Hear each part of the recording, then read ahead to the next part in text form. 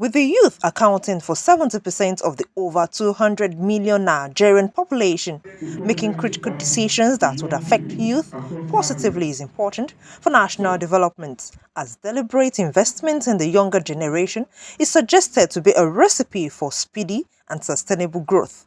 In ensuring that the right policies are formulated for effectiveness, the Africa Youth Aspirations and Resilience Research and Uptake Project provides the leadway for policymakers in creating dignified and fulfilling employment opportunities. In Nigeria, Mastercard Foundation has set for itself the ambition of enabling 2 million young people to access dignified and fulfilling work within the next 5 years.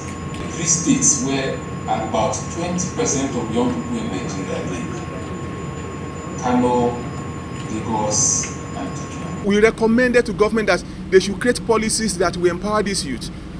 Donors should also come to intervene by providing funds, training that will target some specific needs of these youth, especially in the aspect of technology. Most young people in Nigeria are looking to have financial stability and be able to live decent and fulfilling lives. So overall, we see young people being as hardworking. Aware of the vulnerability of life itself and the willingness to strive and survive, stakeholders laud the interventions. The change that we need begins with me. It begins with you, because we all are change agents. For resources that are being dispersed to agencies that are supposed to reach out to the youth, please let's make proper evaluation. Against the perceived narrative of lazy youth, the study indicates that Nigerian youth have high aspirations and resilience with capacity to think through challenging situations.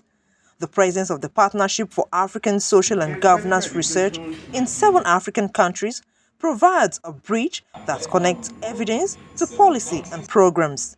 In Ibadan, Grace Ayonleke, NTA News.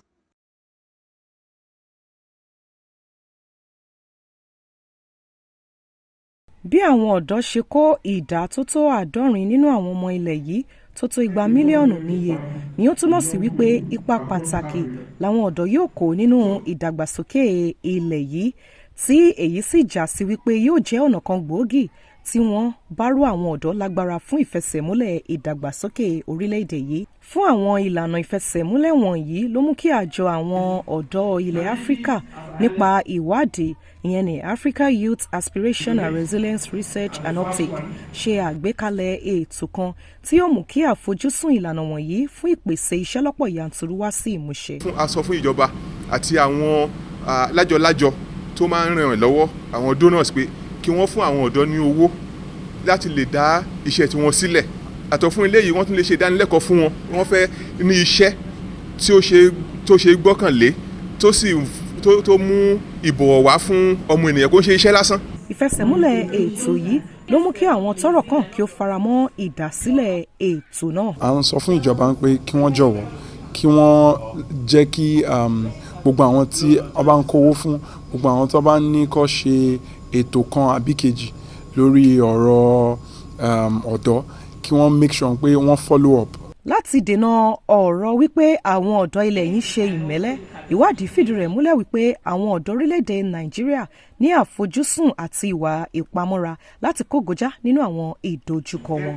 Àjọṣepọ̀ àwọn tọ́rọ̀ kàn àti ẹ̀ka ìwádìí ti ìjọba ní àwọn orílẹ̀-èdè 7 ní ilẹ̀ Áfíríkà ni ó wá ọ̀nà àbáyọ sí kí ètò náà kí ó lè fẹsẹ̀ múlẹ̀ dọ́indọ́in.